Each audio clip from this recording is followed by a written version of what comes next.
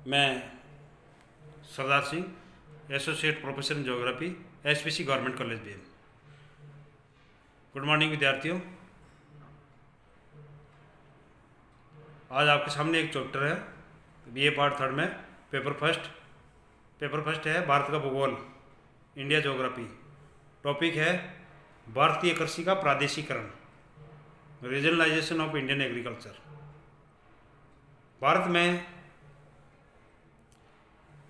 भारत की जो अर्थव्यवस्था है, जैसा कि आप सबको विदित है, कृषि प्रधान अर्थव्यवस्था है और भारत के कुल घरेलू सकल उत्पाद में कृषि का योगदान 12-13 में 14% था।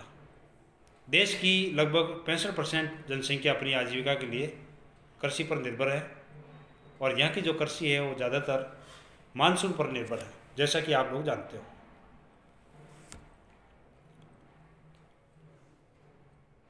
भारत में जैसे कि चैप्टर से विदित है, भारतीय कृषि का प्रादेशिकरण।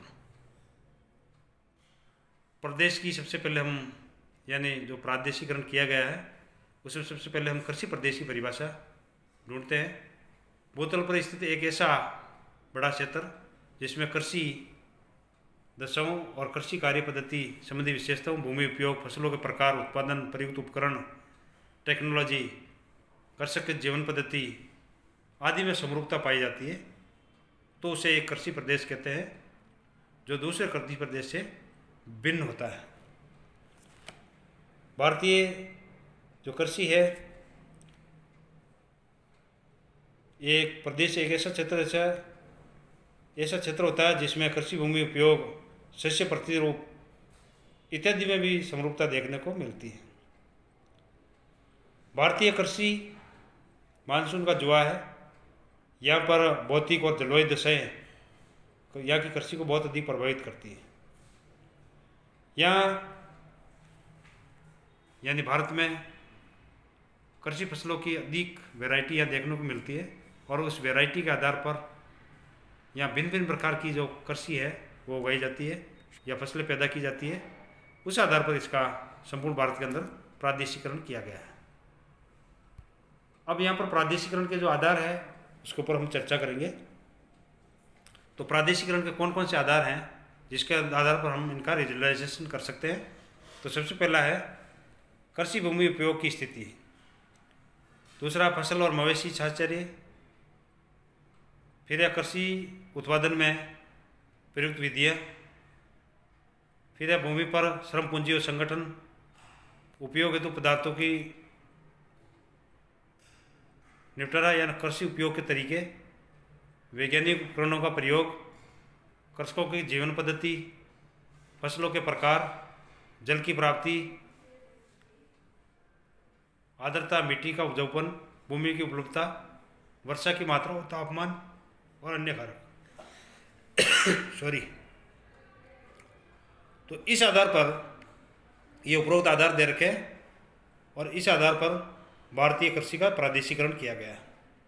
विश्व में सबसे पहले विश्व की कृषि का जो प्रादेशिकरण है वो एक अमेरिकी भूगोलवेता विटल, उन्होंने 1936 में सबसे पहले अपने शोध पत्र major agricultural regions of the earth में सबसे पहले किया था और उन्होंने विश्व के अंदर 13 कृषि प्रदेश बताए थे। भारत में भी कृषि के प्रादेशिकरण की ओर एक प्रयास किए गए और भारतीय का प्रादेशिकरण करने के लिए अनेक विदेशी और भारतीय विद्वानों ने इसके लिए प्रयास किए। तो इसमें हम सबसे पहले MS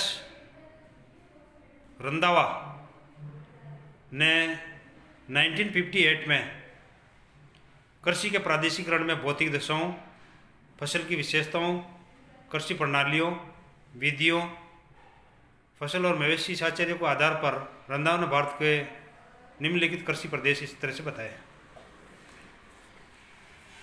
तो रंधावा के अनुसार जो पहला कृषि प्रदेश है वह शीतोष्ण हिमालय प्रदेश। इसका सब डिवीजन किया गया। सब डिवीजन के अंदर पश्चिमी हिमालय प्रदेश, इसमें जम्मू कश्मीर, हिमाचल प्रदेश, उत्तराखंड के भाग सम्मिलित है। यहाँ की जलवायु शुष्क और उत्तरी भाग में शीत प्रकार में वर्षा होती है, अर्थात जलवायु भूमध्यसागरीय प्रकार की पाई जाती है। उत्तरी भाग में शीतकाल में बर्फ गिरती है और ये क्षेत्र फल, सेब, चेरी, खुबानी, अखरोट, बादाम, आड़ू, नाशपाती, बुखारा आदि, आलू और मक्का की खेती के लिए प्रसिद्ध है। यहाँ नदी घाटियाँ भी देखने को मिलती हैं। तो पहला प्रदेश हो गया। ये विद्यार्थियों आपके सामने एक मैप दे रखा है कृषि आधारित कृषि प्रदेशों का। ये रंधावा ने दिया था,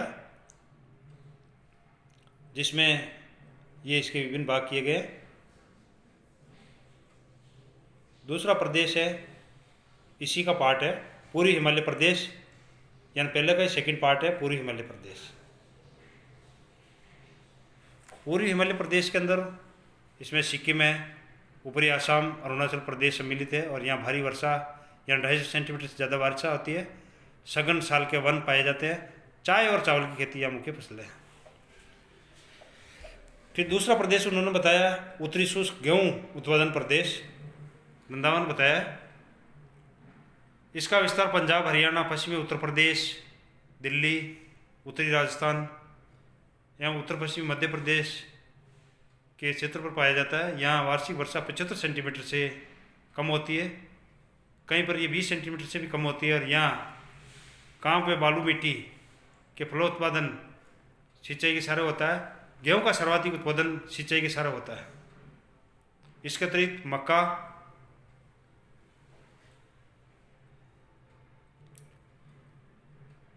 कपास, चना, ज्वार, बाजरा इस क्षेत्र की मुख्य फसलें हैं। ऊँट यहाँ का मुख्य पशु है। इसके साथ भेड़, बकरी, घोड़ा आदि पाले जाते हैं और डेयरी व्यवसाय यहाँ पर विकसित रूप से देखने को मिलता है। पूर्वी आर्द्र जलवायु, पूर्वी आर्द्र चावल उत्पादक प्रदेश, इसमें देश के उत्तरी पूर्वी राज्यों असम, मेघालय, मणिपुर, मिजोरम, त्रिपुरा, पश्चिमी बंगाल, उड़ीसा, छत्तीसगढ़, बिहार, पूर्वी उत्तर प्रदेश एवं तेलंगाना सम्मिलित किए जाते हैं। या काप मिट्टी और जलोढ़ मिट्टी का जो है वार्षिक वर्षा यहाँ 150 सेंटीमीटर तक होती है। यहाँ चावल मुख्य फसल है। जूट, गन्ना, चाय आदि की अन्य फसलें यहाँ पर की जाती है और भैंस यहाँ का मुख्य पालतू पशु है। फिर विद्यार्थियों हम बात करें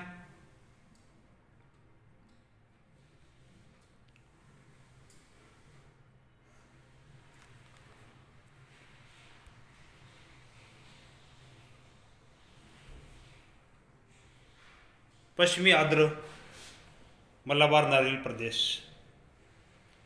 इसमें महाराष्ट्र से केरल तक का पश्चिमी तटीय क्षेत्र सम्मिलित है। यहाँ वार्षिक वर्षा 250 सेंटीमीटर से अधिक होती है।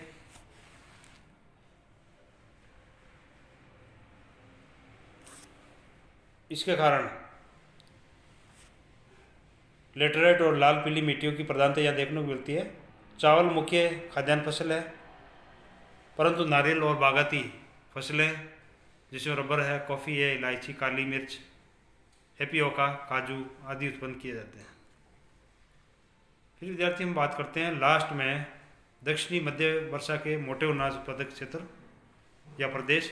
इसके अंतर्गत दक्षिणी उत्तर प्रदेश, दक्षिणी पश्चिमी मध्य प्रदेश, दक्षिणी गुजरात, पूर्वी महाराष्ट्र, पश्चिमी तेलंगाना, आंध्र प्रदेश, पूर्वी कर्नाटक, पश्चिमी तमिलनाडु के भाग सम्मिलित है। यहाँ 50 से 100 सेंटीमीटर वार्षिक वर्षा होती है। मिट्टी आंशिक रूप से काली और लेटराइट किस्म की है और काली मिट्टी के क्षेत्र में कपास और गन्ना यहाँ व्यवसायिक फसल के रूप में होते हैं। लाल पीली मिट्टी में ज्वार, बाजरा, रेंडी, मूंगफली प्रमुख फसलें और इसके अलावा यहाँ भेड़ पालन का काम मुख्य रूप से किया जाता है।